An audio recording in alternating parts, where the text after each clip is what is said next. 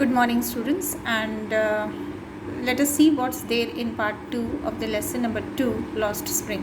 In part 1, we had seen how Sahib and his friends were rag pickers and they used to collect the garbage and sell it to the wholesaler. That was their lifestyle. They never went to school, they never had the privilege to wear new clothes or new shoes. Whatever they used to get from the garbage, they used to happily flaunt those things and wear it very proudly.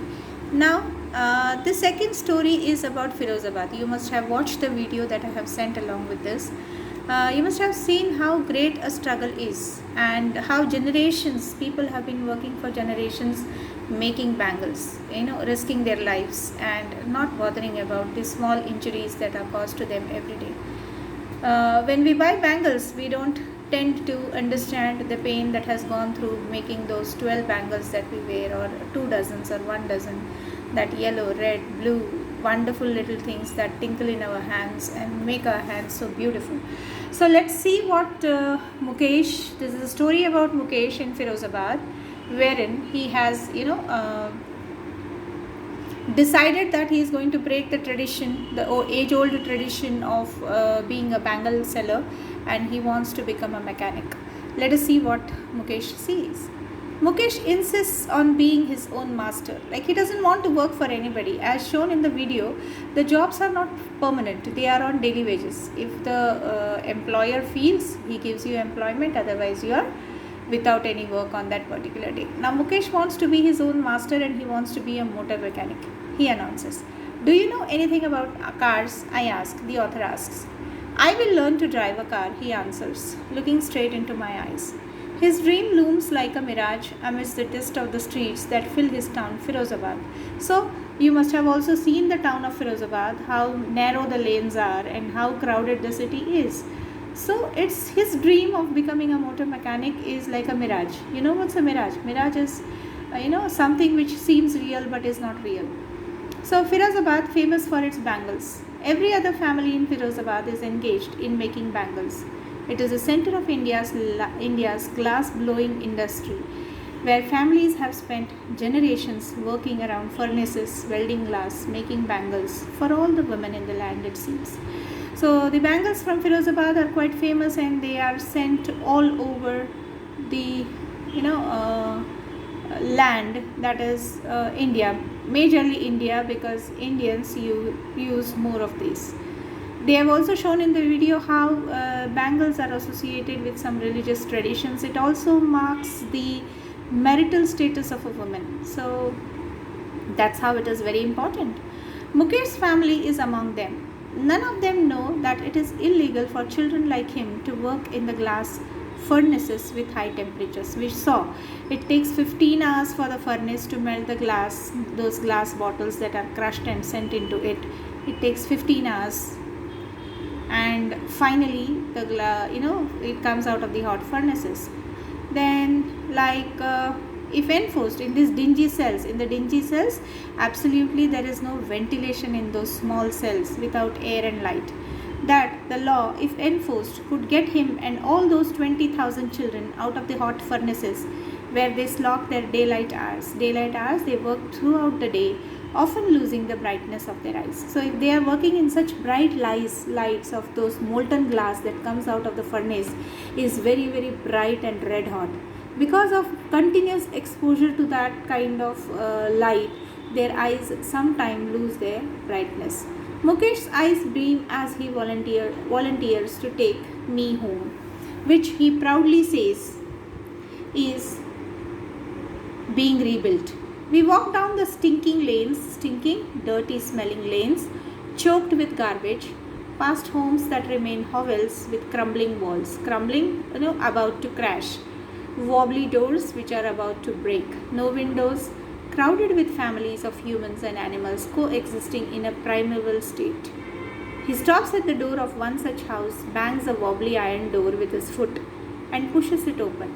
We enter a half-built shack. In one part of it, thatched with dead grass, is a firewood stove, over which sits a large vessel of sizzling spinach leaves. On the ground is large aluminium platters are more chopped vegetables. A frail, very weak young woman is cooking the evening meal for the whole family. Through eyes filled with smoke, she smiles. She is the wife of Mukesh's elder brother. Not much older in years, she has begun to command respect as the bahu, as the daughter-in-law of the house. So she has begun to command respect as the daughter-in-law of the house.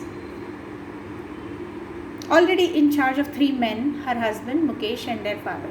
When the older man enters, she gently withdraws behind the broken wall and brings her wheel closer. When you saw these women working in the previous video, you must have seen that the women had pulled their sari over their head till their eyes. That is called as a wheel, which they often use to cover their face.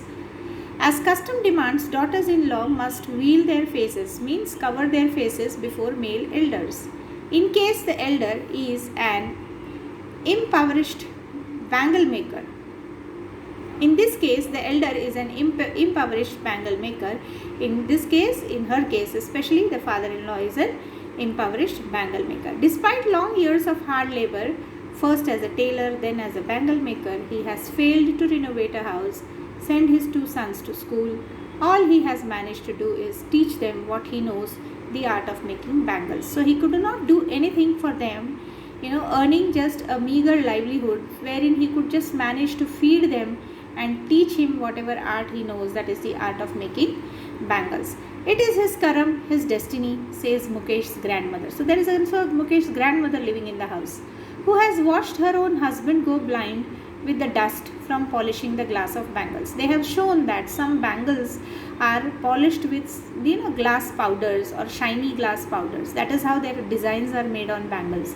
Can a good God-given lineage ever be broken? See, they feel that they have been gifted this particular profession by God, and they feel it cannot be broken, she implies. Born in the caste of bangle makers, they have seen nothing but bangles. In the house, in the yard, in every other house, every other yard, every street in Firozabad, spirals of bangles, sunny gold, paddy green, royal blue, pink, purple, every color, born out of the 7 colors of the rainbow, lie in the mounds in unkempt yards, are piled on 4-wheeled hand carts. So you could see in the video how the bangles were piled on the carts. Carts is the hand cart which is driven by the people, pushed by young men along the narrow lanes of the shanty town. Shanty, underline the word shanty, and you need to write down the meaning of this word. And in dark hutments next to lines of flames of flickering oil lamps sit boys and girls with their fathers and mothers, welding pieces of colored glass into circles of bangles. So finally, you also have seen in the video how that small girl says that initially she was afraid to touch those hot bangles, but now she is not afraid of fire, and she easily joins the glass pieces properly without hurting herself. So their eyes are more adjusted to the dark than to the light outside. That is why they often end up losing their eyesight before they become adults. Savita, a young girl in a drab pink dress, sits alongside an elderly woman soldering pieces of glass. You also must have seen the same thing in the video. So what is being described here? As her hands move mechanically like the tongs of a machine, I wonder if she knows the sanctity of the